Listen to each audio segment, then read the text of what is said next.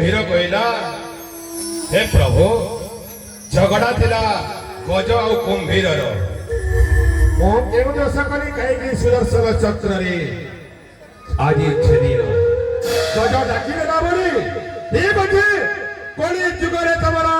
कान नथिबो कि गज डाक सुनी पारिबो नाही चिंता कोला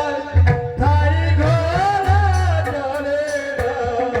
गोजराज चिंता कोला थारी घोड़ा चले चक्रकेसी नक्रनासी उठारे अपोड़ा महिनीला कोयला अजुगर कहानी बाली और सुग्रीव मध्य चली था युद्ध यही समय मर्यादा पुरुषोत्तम रामचंद्र मित्रता स्थापन कले सुग्रीव को बाली बध कर समय बाली मर्यादा पुरुषोत्तम रामचंद्र यार कि हरण होती आज मित्रता स्थापन कर झगड़ा थिला बाली एवं सुग्रीव मध्य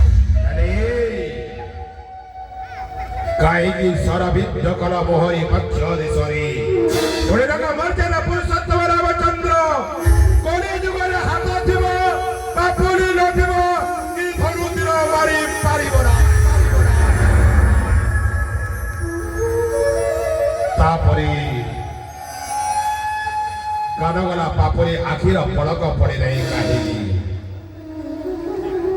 जो समय पंच पांडव बसी